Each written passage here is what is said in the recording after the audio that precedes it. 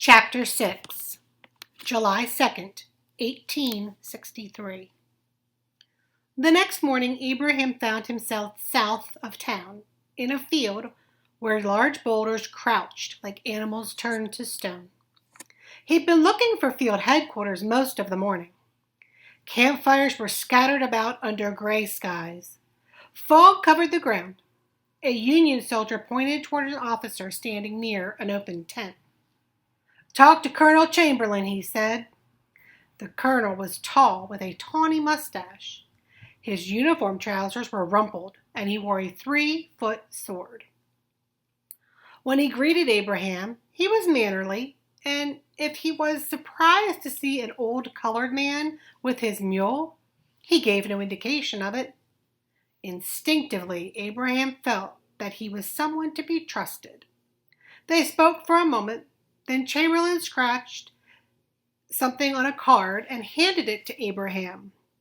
"You don't need to go to headquarters," he said. Then he directed him to the field hospital. The field hospital had been set up behind Union lines.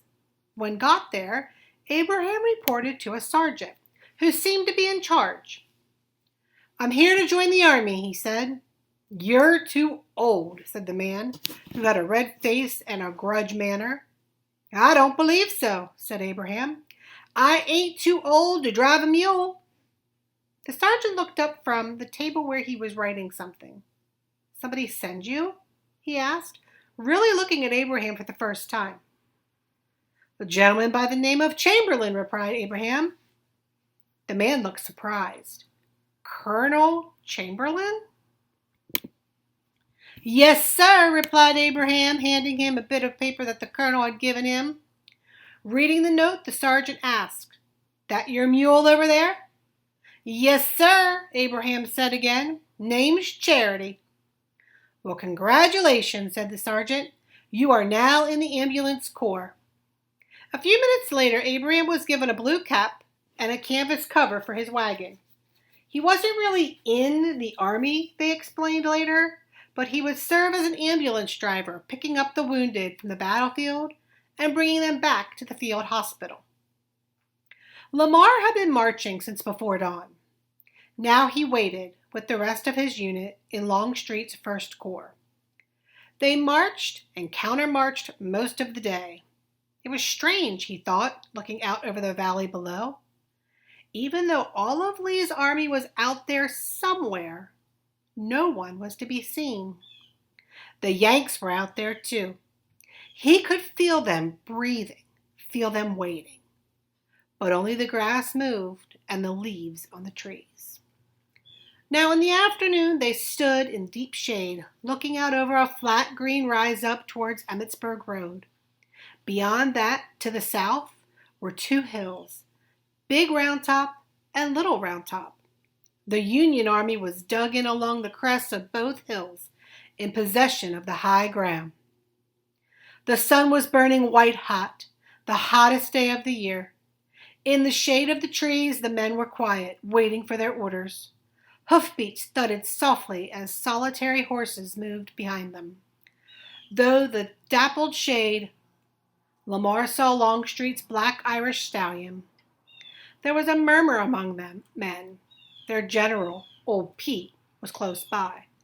They loved and trusted him and would fight their last good fight for him.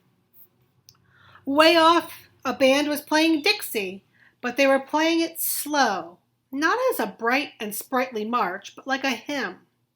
Lamar had never before heard it played in quite that way. Leaves rustled overhead. A redbird called. The men stayed in the woods for an hour and 7 minutes. Then the orders came. The unit stepped from the shelter of the trees and out into the open field and the bright, bright light. Guns went off one by one, growing to one long, terrible explosion that went on and on. Then Union fire began, the first shells falling through the trees. Lamar's ears rang with the horrific noise. He stepped out into the field. The smell of the grass and smoke caught his throat. It was as though he moved into a vacuum. His hearing was gone. It was like being underwater. The bright light seemed to hold him, covering him like a cape. Time stood still. Yet he could feel the grass against his feet and the heat pulsing against his face. Waves of dust rose from the feet of all the men and drifted into the shining air like clouds. Bright flags of red and blue rippled in the hot breeze. A standard bearer marched forward carrying the flag. In an instant, he was shot, and before the flag hit the ground, it was gathered into the arms of another soldier. Lamar saw the man next to him fall, but it's as though he fell in silence. Then a terrible explosion ripped through the line, and he watched, amazed, as an entire row of men disappeared. The musket ball's heat raced across Lamar's face with the shock of lightning. He fell forward, his arm useless under him. He didn't feel pain so much as a descending numbness, like he'd been given an awful jolt. Then he was struck again. A minie ball pierced his thigh, fairly lifting him off the ground. Oh no, he thought, oh no.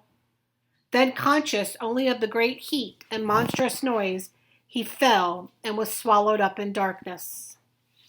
In these last 2 days of fighting, Union and Confederate armies had suffered 35,000 dead, wounded, or captured, more than 10 times the number of people than living in the entire town of Gettysburg. Through the rest of the day and into the evening, Lamar lay in an open field, sometimes gaining, sometimes losing consciousness. When he was awake, he thought about home and the people he loved. He thought about Pearl and about his dog, Blue, and about the mountains wreathed in the mist, fold on fold in hues of violet and blue. He didn't want to die alone and was afraid that no one from his regiment would be able to find him in the dark. The sun was setting. He opened his eyes and heard a terrible sound. It was a strange, mournful noise that seemed to come up out of the earth.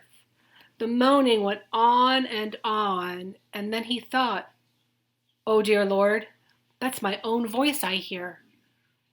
And how was it he was so cold? He was colder than snow, colder than ice, and so thirsty. Closing his eyes, he thought of the cool mountain streams rushing over the smooth stones. He cried out again, his cries mingling with the cries from others who lay on the ground. Then he heard something else, a footfall. Moving his head slightly, he saw the boots and trousers of a Union uniform. "Reb," said a distant voice, "can you hold up your head?" The soldier in the blue knelt beside Lamar in thin twilight. "Here," he said, holding his canteen up to Lamar's lips. Lamar drank carefully and gratefully of the warmish water, and when he could speak, he asked, "What are you doing out here among the dead?" "Looking for my brother," replied the young soldier. "He's a Reb, too." "I pray you find him well," murmured Lamar. Charity and Abraham moved among the dead and dying on the field. Tattered bits of cloth trembled in the faint breeze, giving a false impression of living things. Dead horses were piled in mounds, looking down from the wagon. Abraham saw a severed horse's foot. His stomach churned, and bile rose up in his throat. Men from both sides moved across the field, searching out the wounded. The bottom parts of their bodies were hidden by the smoke and drifted low over the ground. The sound of men's moans rose and fell in waves. Then Abraham knew what he'd been listening for in the time before the battle. Now he heard it. It was the sound of death. "Lord God," he prayed softly, "help us to help them." Moving slowly forward, Charity seemed to know what to do, how to find the living. She made a soft snuffling sound and paused at a fallen boy. Nuzzling his face, she then lifted her head. There was no breath in him. She moved on. "Whoa," Abraham said softly. Charity halted, looked down, saw a poor man who had died. She looked back to Abraham. "Over there," he said, nudging her forward. There was something familiar about the fallen soldier, even in the gathering dusk. Even beneath the blood, he thought he recognized the boy. Charity moved closer. Warm breath misted lightly, and Lamar felt something tickle his face. He opened his eyes, expecting to see the wings of the angel of death. Instead, soft brown eyes peered into his, and Charity gave a soft snuffle. "Lamar?"